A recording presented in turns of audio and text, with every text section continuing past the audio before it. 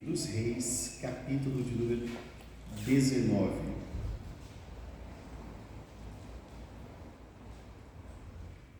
Primeiro livro dos Reis, capítulo 19.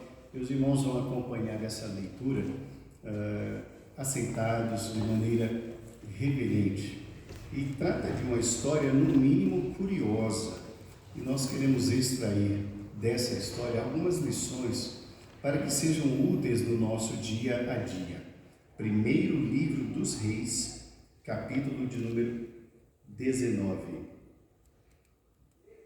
Elias no Monte Horebe. Acabe fez saber a Jezabel tudo quanto Elias havia feito e como matara todos os profetas à espada.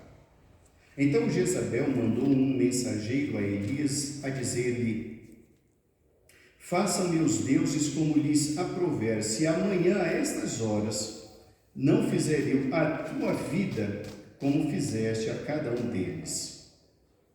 Temendo, pois, Elias levantou-se e, para salvar sua vida, se foi e chegou a Berseba, que pertence a Judá, e ali deixou o seu moço. Ele mesmo, porém, se foi ao deserto, caminho de um dia, e veio e se assentou debaixo de um zimbro, e pediu para si a morte, e disse: basta, toma agora, ó Senhor, a minha alma, pois não sou melhor do que meus pais. Deitou-se e dormiu debaixo do zimbro. Eis que um anjo o tocou e lhe disse: levanta-te e come. Olhou ele e viu junto à cabeceira um pão cozido sobre pedras em brasa e uma botija de água. Comeu, bebeu e tornou a dormir. Voltou segunda vez o anjo do Senhor, tocou-o e lhe disse: levanta-te e come, porque o teu caminho te será sobremodo longo. Levantou-se, pois, comeu e bebeu, e com a força daquela comida caminhou 40 dias e 40 noites até Horebe, o monte de Deus. Ali entrou numa caverna onde passou a noite, e eis que lhe veio a palavra do Senhor e lhe disse: que fazes aqui, Elias? Ele respondeu: tenho sido zeloso pelo Senhor, Deus dos exércitos, porque os filhos de Israel deixaram a tua aliança, derribaram os teus altares e mataram os teus profetas à espada, e eu fiquei só, e procuram tirar minha vida. Disse-lhe Deus: sai e põe-te neste monte perante o Senhor. Eis que passava o Senhor, e um grande e forte vento fendia os montes e despedaçava as penhas diante do Senhor, porém o Senhor não estava no vento. Depois do vento, um terremoto, mas o Senhor não estava no terremoto. Depois do terremoto, um fogo, mas o Senhor não estava no fogo. Depois do fogo, um cicio tranquilo e suave. Ouvindo-o, Elias envolveu o rosto no seu manto e, saindo, pôs-se à entrada da caverna. Eis que lhe veio uma voz e lhe disse: que fazes aqui, Elias? Ele respondeu: tenho sido em extremo zeloso pelo Senhor Deus dos exércitos, porque os filhos de Israel deixaram a tua aliança, derribaram os teus altares e mataram os teus profetas à espada, e eu fiquei só e procuram tirar minha vida.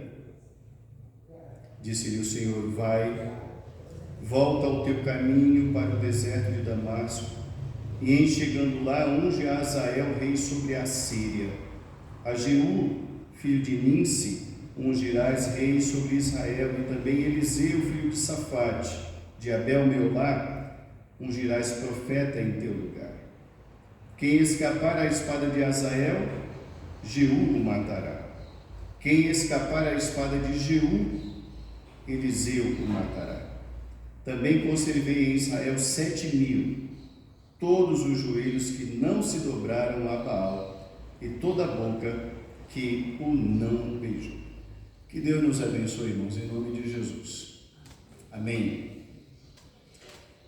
Essa história, irmãos, é uma história que eu sempre digo aqui na igreja, que para mim é uma das histórias mais intrigantes, de um personagem muito grande, muito forte, e a gente tem muito o que aprender com ele.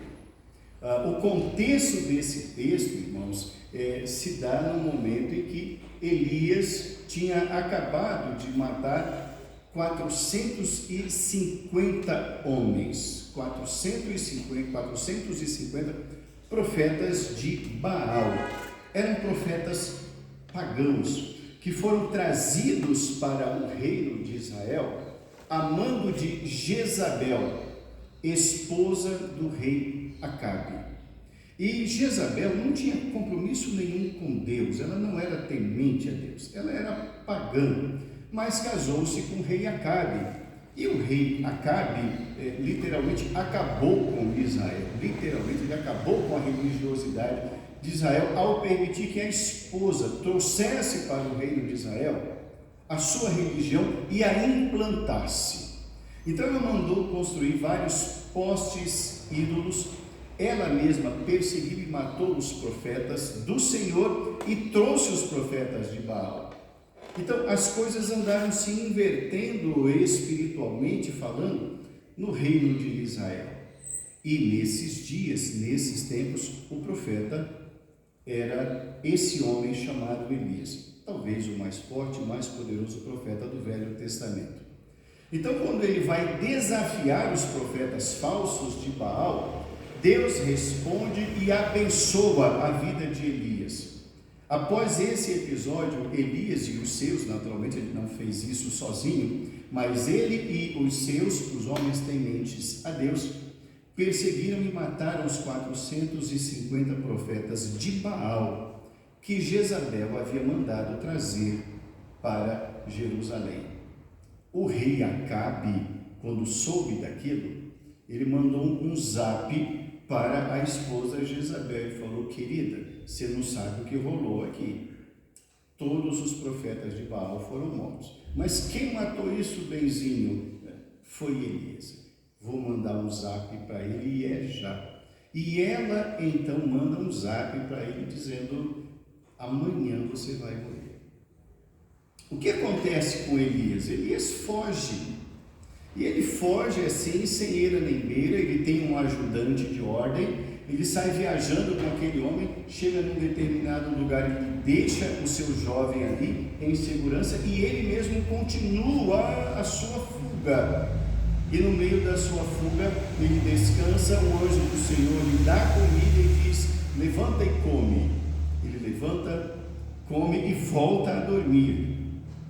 Depois, pela segunda vez, o anjo aparece e fala: come, camarada, porque você vai andar muito hoje. Ele levanta, come e com aquela refeição, nos diz o texto bíblico que ele vai fugindo por mais 40 dias e 40 noites direto. Ele está fugindo. E nos diz o texto, irmãos, no verso de número 9, que ele vai para uma caverna, para uma montanha, que é uma montanha sagrada para o povo de Deus. É o Monte Horebe. O Monte Horebe. E lá ele entra numa caverna e se esconde. E Deus vai visitá-lo lá. E depois Deus aparece a ele. E no meio do diálogo que ele tem com Deus, ele diz assim: eu fiquei só. Eu tive medo. Nesta manhã, irmãos, nós queremos falar exatamente sobre esse sentimento que Elias revelou ao Senhor. Medo. Medo. Nessa manhã, irmãos, nós queremos falar sobre o tema enfrentando o desafio do medo. Enfrentando o desafio do medo. E nós queremos aprender com Elias a como conviver, como administrar, como é que a gente pode, irmãos, viver o dia a dia, enfrentar os desafios da vida, mesmo com o sentimento terrível que é o sentimento do medo. Esse é o nosso propósito nesta manhã, enfrentando o desafio do medo.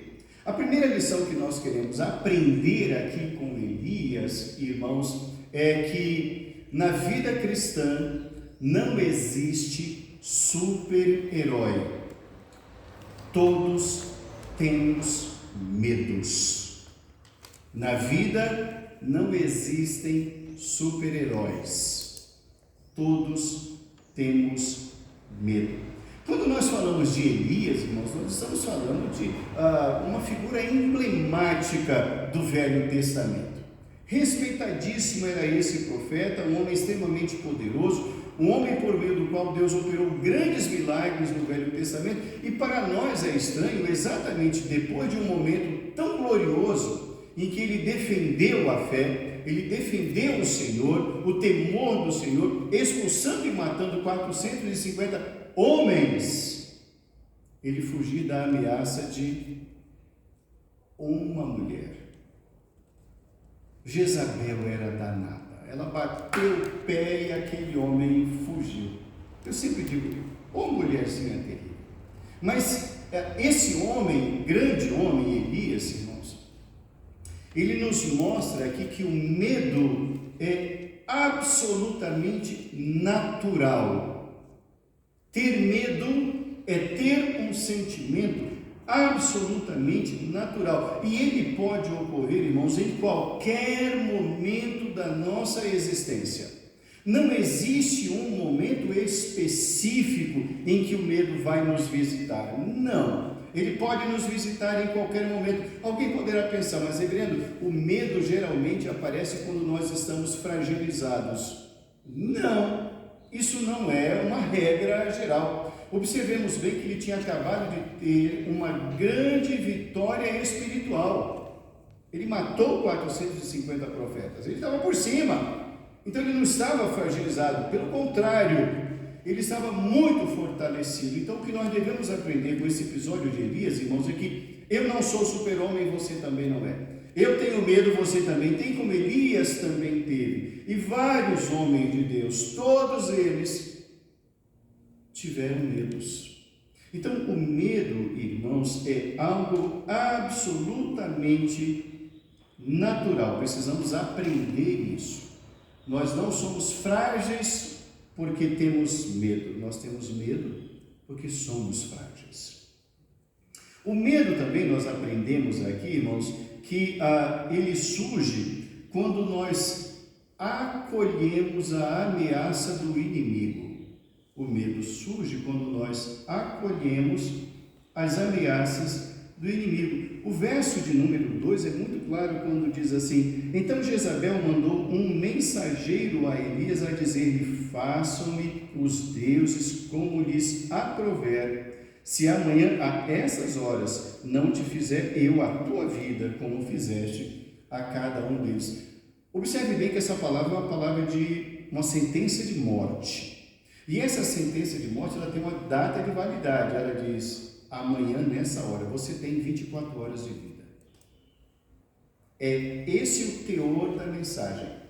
Então, quando ele dá ouvidos a essa ameaça, o medo se instala nele. Até então ele não teve medo. Ele não teve medo, por exemplo, irmão, de desafiar os 450 profetas de Baal no capítulo anterior. Ele não teve medo. Ele não teve medo de deixar Deus responder ao desafio que ele propôs. Ele não teve medo. Ele não teve medo quando ele tomou a frente e junto com outros homens, eles perseguiram e mataram 450 profetas de Baal. Ele não teve medo. Mas ele teve medo quando ele deu ouvidos a uma ameaça. Ele não é um super-homem. O medo é natural. Nós precisamos, irmãos, tomar cuidado com aquilo que nós estamos ouvindo. Nós devemos estabelecer, irmãos, um peso adequado, um peso certo à palavra daquele que está emitindo, aquele que está nos dando uma mensagem. Nós não podemos tomar como verdadeiras ou com o mesmo peso toda e qualquer palavra que nos é dada. Precisamos tomar muito cuidado mesmo, porque palavras são sementes. Se você as ouvir, elas vão frutificar. Sejam elas boas ou mais. A primeira lição é: o medo é comum. Não somos super-heróis. Bom, a segunda lição é: quando nós estamos convivendo com o medo, a segunda lição é: quais as implicações do medo? O que o medo faz quando ele se instala dentro de nós? Então vamos analisar a partir de agora, irmãos, as implicações do medo. Essa é a segunda lição. O que nós aprendemos aqui nessa história de Elias, quando ele está fugindo, irmãos, é que o medo produz fuga.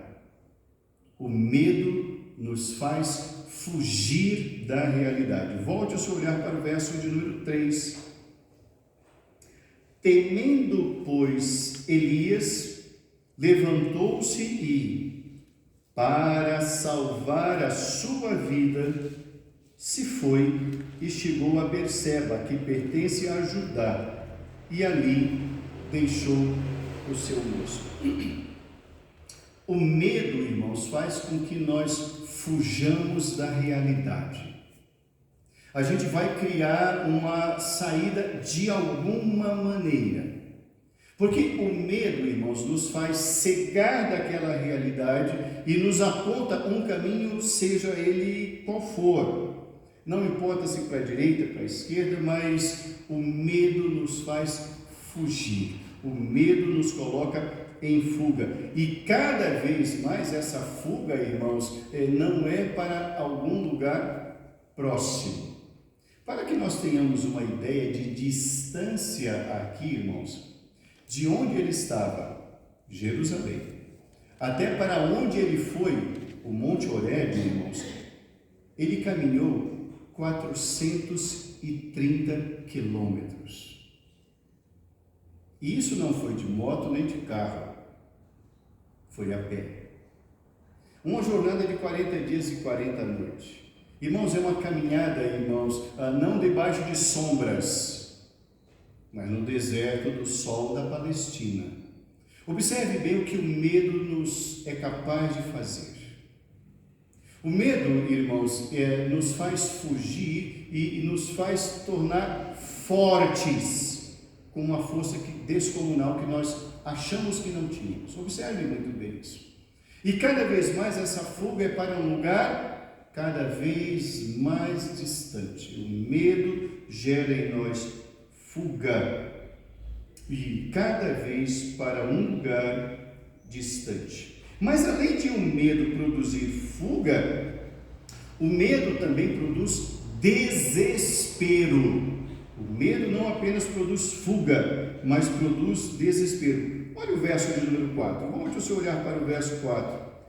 Ele mesmo, porém, se foi ao deserto caminho de um dia, e veio e se assentou debaixo de um zimbro, e pediu para si a morte, e disse: basta, toma agora, ó Senhor, a minha alma, pois não sou melhor do que os meus pais. Observem muito bem, irmãos, como o medo tem progressão, como o medo progride, como o medo nos faz crescer. O primeiro ponto do medo, conforme nós vimos, é a fuga, mas não apenas isso. O medo gera desespero. O que é desespero? Desespero é a ausência de esperança. Significa dizer, eu não espero mais nada. Ora, se eu não espero mais nada, o que eu quero para mim? A morte, é o que ele pede. Ele fala: Deus, chega, eu não vou mais além. Eu estou com as minhas forças exauridas, basta, chega, me mata logo. Existem muitas questões, irmãos, existenciais que são produzidas pelo medo. O medo coloca em nós a forma que nós cremos que não existe saída, que as coisas não vão mudar, que Deus se esqueceu de nós mesmos e que Deus não tem poder para reverter as circunstâncias. Então, o medo nos faz convergir tudo para o desespero. E ele fala: me mata logo. Segundo os estudiosos, irmãos, é isso que leva os homens a tirarem a própria vida. Eles estão tomados pelo desespero, a ausência total de esperança. Nenhuma mão vai chegar até eles para socorrer. Esse é o pensamento dominante. E é a partir daí que o desespero se instala e toma conta da mente. E tomando conta da mente, nós muito bem sabemos que o que controla o corpo é a mente.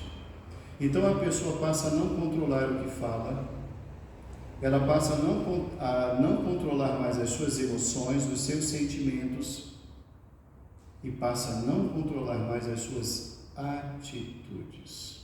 São atitudes desesperadoras. E observe muito bem o que ele fala, ele se refere aos seus pais. Eu não sou melhor do que os meus pais. Eu sou inferior. Ele se sente exatamente assim, um Zé Ninguém.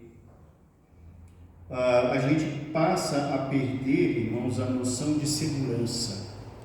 A gente passa então a perder, com as forças já exauridas, a gente já não enfrenta mais desafio nenhum, a gente dá um basta ou quer dar um basta à vida. A gente passa a se comparar aos outros. Eu não sou melhor do que os meus pais eram bons, eu não sou bom. Então o medo faz com que nós percamos a nossa própria identidade, de quem de fato somos, e passamos a nos mensurar pelos outros. Ora, os outros são os outros, e só. E para cada pessoa, Deus tem um plano, e não é o mesmo do da outra pessoa. Então, o medo, irmãos, nos faz tomar medidas de fato desesperadoras. O medo, irmãos, nos lança no perigoso vale das crises existenciais. Então ele passa a dizer: a vida vale a pena? Vale a pena viver? Vale a pena ser fiel a Deus? Olha, eu estou sendo ameaçado de novo. Até quando eu vou viver fugindo? Chega, acaba logo com isso. Isso é um vale das crises existenciais. Crises existenciais, irmãos, são crises comuns da vida, da existência, e que todo mundo tem. A questão é como nós enfrentamos essas crises. E esse homem também viveu, e ele estava só, isolado. Ele mesmo fala isso por 2 vezes a Deus: eu estou só. Cadê o apoio do povo? Onde estão os demais que são fiéis a Deus? Onde estão os irmãos? Eu fiquei só, eu tenho que fugir porque o ameaçado aqui sou eu. Ela não ameaçou os outros, ela ameaçou a mim. E eu não quero morrer na mão dessa mulher. E eu só tenho 24 horas de vida, então eu vou fugir por 24 horas. Fugiu por mais dias, lógico, né? Ele passa a se sentir um fracassado. O medo faz isso. Eu não sou melhor do que ninguém, eu não sou melhor do que os meus pais, eu não valho nada. O que eu tenho ainda é muito, eu não sou ninguém, eu não mereço viver.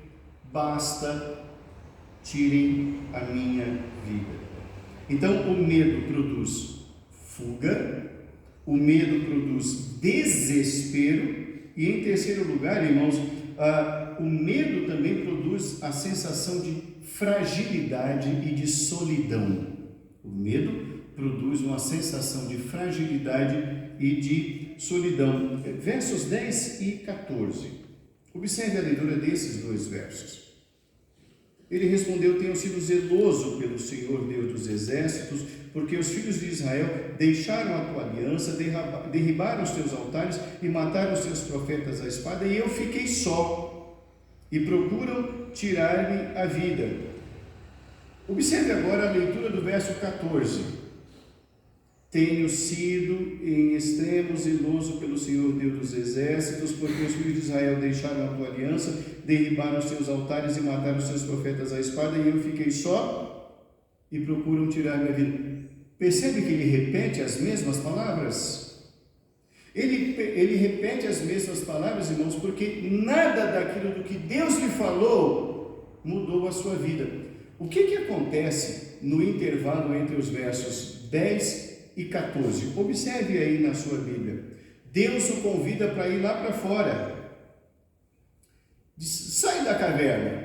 E aí nós vemos aí, irmãos, no verso de número 11, que passava o Senhor. Ele não percebeu a presença de Deus. Ele não percebeu a presença de Deus, tamanho o medo, o pavor e o desespero que habitavam a alma dele. Aí, prosseguindo aqui na leitura do verso 11, passava o Senhor, um grande e forte vento fendia, abria, rasgava as rochas diante do Senhor, mas o Senhor não estava no vento. Aquele vento não era o Senhor. Depois, terremoto, um fogo e um cicio, ou seja, uma brisa bem suave, mas o Senhor não estava em nenhuma dessas manifestações. Existem pessoas, irmãos, que vivem querendo ver Deus se manifestar, mas são incapazes de sentir a presença de Deus. Deus não está em coisas, Deus não está em amuletos, Deus não está em objetos, Deus é.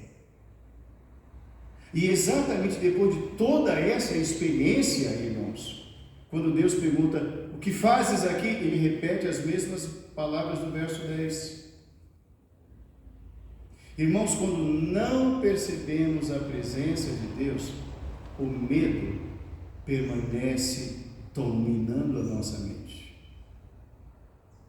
Precisamos sim, irmãos, dar ouvidos à presença de Deus e à voz de Deus. Então, quais são as implicações do medo na segunda lição da manhã de hoje? O medo produz fuga, produz desespero e uma sensação de fragilidade e de solidão. Eu quero voltar aqui ao primeiro tópico. Elias está nos ensinando, irmãos, que não somos fortes o suficiente quanto achamos que somos. E nós devemos admitir as nossas fragilidades. Isso não é vergonhoso. Isso não nos torna menos crentes. Isso não nos torna menos fervorosos. Isso não nos torna menos tementes a Deus. Admitir a humanidade não é um sinônimo de fragilidade. É o que devemos fazer, porque nós precisamos aprender a depender de Deus. Porque o Senhor se faz presente no nosso meio.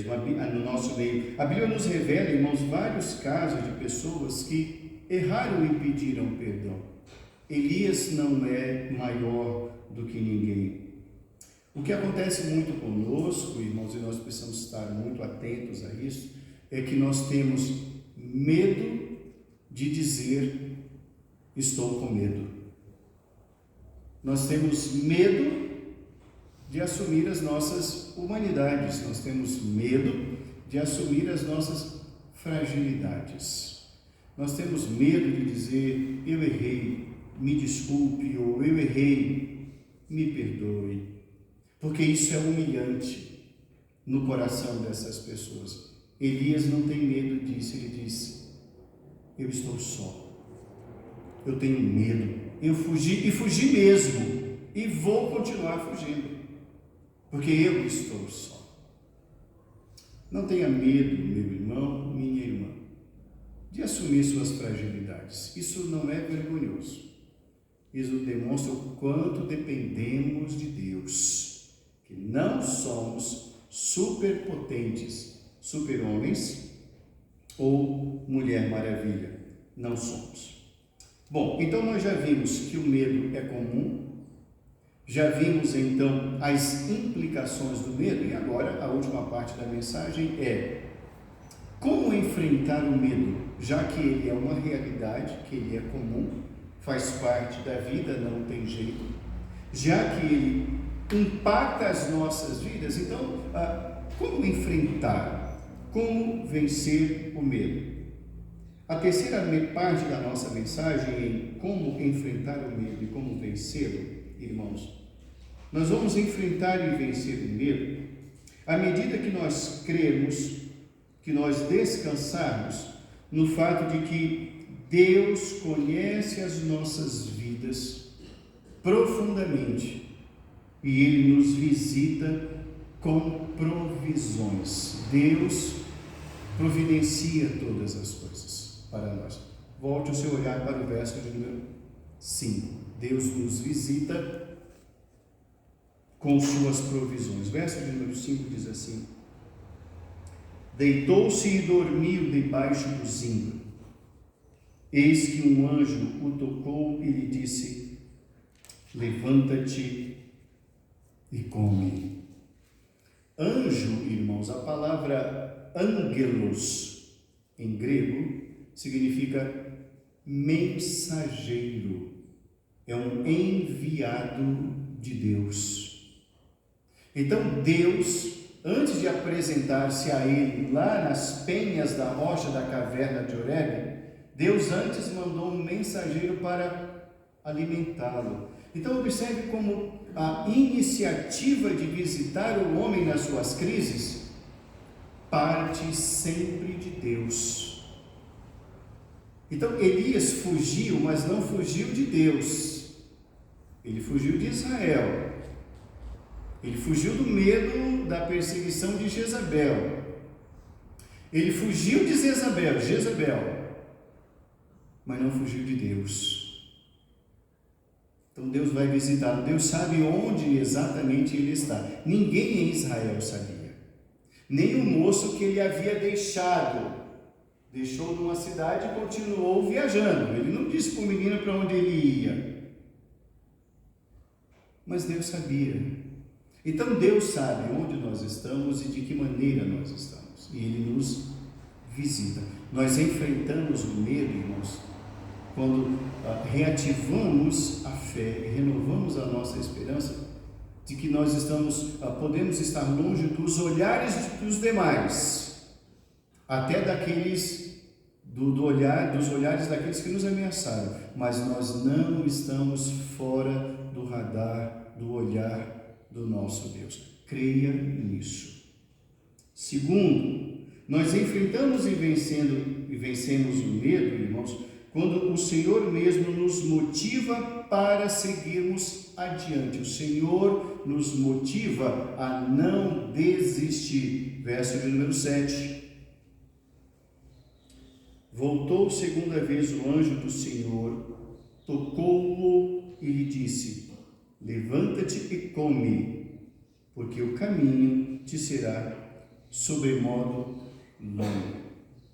Então, reverendo, significa dizer que Deus estava aprovando a fuga de Elias? Significa dizer, irmãos, que Deus é Senhor de Elias e tem lições a ensinar a Elias, e que aquelas lições não terminariam ali, embaixo daquela árvore. Há muitas lições que Elias precisa aprender. Da mesma forma ocorre conosco. Há muitas lições que nós precisamos aprender na vida com Deus. Mas precisamos entender que para enfrentar o medo, nós devemos nos deixar guiar por Deus.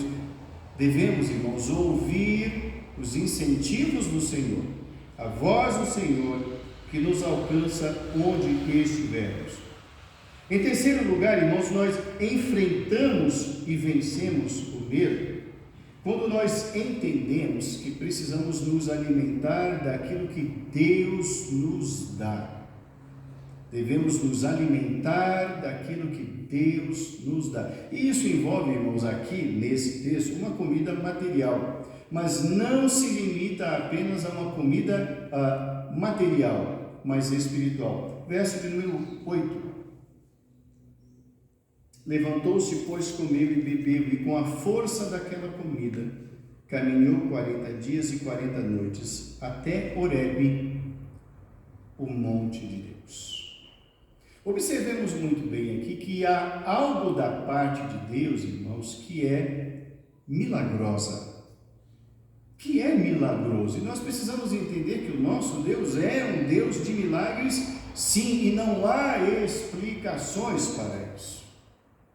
Um homem que estava dominado pelo medo, ele se alimentou de algo que foi enviado por Deus e aquilo lhe revigorou, e o próprio Deus disse: o caminho é longo. Então Deus sabe, irmãos, o quanto podemos suportar. E naquilo em que o nosso corpo não consegue por si só, Deus, de uma forma sobrenatural, faz acontecer. Isso é um milagre de Deus. É assim que nós também enfrentamos e vencemos os medos. Em quarto lugar, irmãos, nós devemos entender e confiar que para vencermos o medo, nós precisamos esperar a chegada do Senhor, a intervenção do Senhor, onde quer que nos encontremos. Volte o seu olhar para os versos 9 e 13. Chegando a Horebe, entrou numa caverna onde passou a noite. E eis que lhe veio a palavra do Senhor e lhe disse: que fazes aqui, Elias? Verso 13. Ouvindo-o, Elias envolveu o rosto no seu manto e saindo, pôs-se à entrada da caverna. Eis que lhe veio uma voz e lhe disse: que fazes aqui, Elias? Nós enfrentamos o medo, irmãos, quando nós nos revigoramos com as visitações de Deus. Deus visita. Quando nós achamos que estamos sós, e Ele mesmo disse: eu estou só, na verdade não estamos. Na verdade, Deus sabe como estamos, como nos encontramos, como está o nosso coração. Observemos muito bem, irmãos, que o que havia ocorrido dias antes era uma tragédia lá em Israel. Tente imaginar que enquanto o autor está traçando a história para a fuga de Elias, ele não menciona como estava Israel lá, mas eu quero convidar você a tentar imaginar como estava Israel. Como estava Israel? Israel estava em chamas, um burburinho em cada bar, a internet caindo toda hora porque não dava conta de troca de mensagens. O Google da época bugou, porque era o assunto em todos os lugares. A cidade estava em chamas. O mensageiro ou os mensageiros de Jezabel virando a cidade, entrando em todas as casas. Cadê Elias? Afugentando o povo de Deus, talvez até perseguindo e maltratando, para dizer para onde estava Elias. E Elias lá no outro canto. Então a cidade, irmãos, estava em polvorosa. Onde estava Elias? Deus não abandonou Israel, mas Deus vai cuidar daquele homem que muito precisava da presença de Deus. Então muitas vezes ocorre exatamente isso conosco. A gente fica tomado pelo medo, dominado pelo medo, a gente fica se sentindo só e a gente acha que Deus se esqueceu da gente. Não. É Deus que vai nos visitar. Deus cuida de todas as coisas e também cuida de nós. Ele tem tempo para nós. Que fazes aqui? É Deus quem toma a iniciativa. É Deus quem dialoga. Então nós enfrentamos e vencemos o medo, irmãos, enquanto aguardamos a visitação de Deus. É assim que a gente enfrenta e vence os nossos medos. E em quinto lugar, irmãos, nós enfrentamos e vencemos o medo quando o Senhor nos mostra do que o seu poder é capaz de fazer. Nós enfrentamos e vencemos o medo quando o Senhor nos mostra do que o seu poder é capaz de fazer. Versos 11 e 12, eu vou voltar à leitura desses textos. Disse-lhe Deus: sai e põe-te neste monte perante o Senhor. Eis que passava o Senhor, e um grande e forte vento fendia os montes e despedaçava as penhas diante do Senhor, porém o Senhor não estava no vento. Depois do vento um terremoto, mas o Senhor não estava no terremoto. Depois do terremoto um fogo, mas o Senhor não estava no fogo. Depois do fogo um cicio tranquilo e suave. Alguém poderia dizer: reverendo, qual é a relação disso com o poder de Deus? O que Deus está dizendo a Elias é: você está com medo? Vem aqui fora. Eu estou aqui. E na presença dele, diante dos olhos de Elias, Deus fez alguns milagres. Ele fez o seu vento rasgar rochas e montanhas ao meio. Deus fez aquele lugar tremer. Deus fez aparecer fogo de onde não havia fogo. E ao mesmo tempo Deus fez soprar uma brisa bem suave. Deus está dizendo: vejam o que eu sou capaz de fazer. Você acha que eu não sou capaz de cuidar de você, rapaz? Você acha que eu não sou capaz de cuidar de Jezabel, rapaz? Você acha que eu não sou capaz de cuidar do meu povo, rapaz? Precisamos voltar, irmãos, a conhecer quem é Deus. Quando nós nos lembramos de fato do poder de Deus, das manifestações do seu poder, nós não temos por que temer. Isso vai fortalecer a nossa fé no Senhor, mas nós precisamos sair da caverna.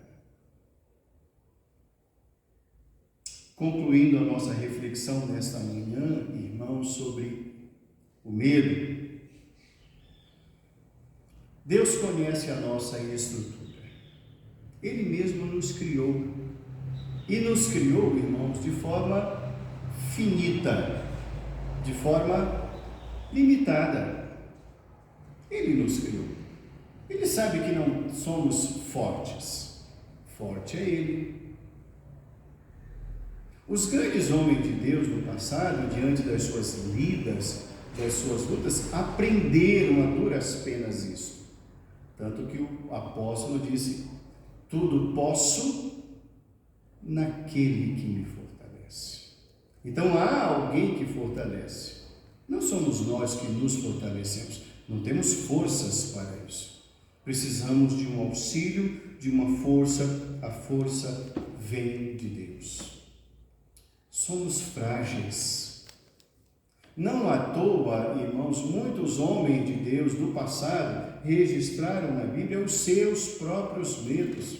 No domingo da ressurreição, João relata que os discípulos estavam reunidos e trancaram as portas com medo dos judeus, com medo da reação dos judeus pela morte de Jesus. Mas eis que, nos diz o texto bíblico, Jesus passa por aquela porta sem abrir, sem bater. E a primeira expressão de Jesus para os seus discípulos é: não temais. Aqueles homens estavam cheios de medo. O cheiro de medo exalava por todos os poros daqueles corpos. E Deus vai soprando aquilo, dizendo: não temais. Só Ele tem poder de dar ordem aos ventos e fazer as ondas se transformarem em calmaria. A Bíblia nos diz, irmãos, que o medo produz tormentos, mas o perfeito amor lança fora os medos. Não temas. Tenha um bom ânimo. Essa é a palavra do Senhor Jesus para os discípulos. Aprendemos também na manhã de hoje, irmãos, que há uma grande diferença entre fugir para uma caverna e buscar refúgio no Senhor. Fugir para uma caverna é não esperar. Buscar refúgio é confiar. Quando temos medo, irmãos, e os medos são comuns, já aprendemos isso. Devemos aprender a não fugir, mas a buscar refúgio do Senhor. Deus não nos quer em cavernas, Ele não nos fez para isso. E olha que coisa interessante. Essa caverna na qual ele foi se esconder era uma caverna no Monte Horebe. O Monte Horebe é um monte sagrado para o povo de Deus. Foi lá, irmãos, que Moisés, séculos antes, apareceu diante de Deus e Deus apareceu a ele. Foi lá que Deus falou com Moisés pela primeira vez, naquela sarça que ardia em chamas e não se consumia. Foi lá que Deus disse a Moisés: tira a sandália dos teus pés, porque o lugar em que estás é terra santa. Onde ele foi se esconder? Ele foi se esconder num lugar santo. Você já parou para pensar que existem muitas pessoas, irmãos, que vão se esconder dentro de uma igreja? Você já parou para pensar que tem muita gente que se esconde dentro de uma religiosidade, mas não se refugia em Deus? Percebeu a diferença? Elias foi se esconder de uma forma extremamente perigosa, num lugar religioso, num ambiente religioso e até mesmo com práticas religiosas. Mas o Senhor quer nos tirar da religiosidade e nos trazer para um lugar de confiança no Senhor. Quando estamos perdidos, nossas palavras são as mesmas. Eu estou só. Observe bem que ele repete isso. Ninguém está aqui comigo. Ele repete isso. Basta, chega. Ele insiste. Quando estamos perdidos, irmãos, nossas palavras são assim. São palavras que demonstram a nossa total nulidade, pequenez, fragilidade. Cavernas não protegem. Cavernas não protegem. Deus não está em objetos, no vento, no fogo, na tempestade. Deus não está em amuletos. Sabe onde Deus está? Deus está na sua palavra. Deus está na sua palavra. Elias não se impactou, não se deixou impactar por tudo aquilo que ele viu, mas ele obedeceu à palavra do Senhor quando disse: segue adiante, unge o rei de Israel e alguém no teu lugar. Ele ouviu a palavra e saiu da caverna. O que vai fazer-nos sair da caverna, irmãos, não são ventos, não são tempestades, mas é dar ouvidos à palavra de Deus. O homem precisa da palavra de Deus. O homem precisa conhecer essa palavra, se fortalecer nessa palavra, porque é essa palavra e somente ela que vai colocar para fora dele o medo e tirá-lo da caverna. Não devemos, irmãos, permitir que o medo nos faça acreditar em coisas ou situações. Devemos confiar no Senhor. Devemos estar onde o Senhor nos enviar. Devemos estar, irmãos, para onde o Senhor nos enviar. Deus tira Elias da caverna e o envia ao serviço.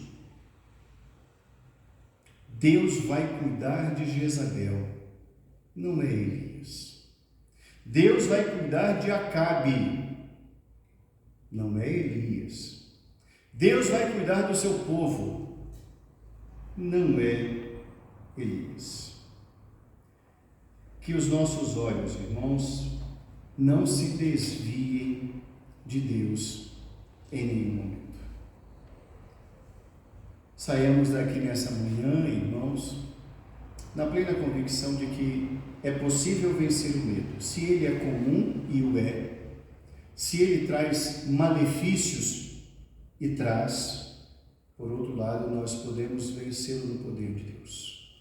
É a única arma que temos. Vamos nos alimentar dessa palavra e vamos vencer, e vamos enfrentar as coisas, irmãos, mesmo com medo. Porque conosco está aquele que diz: que fazes aí?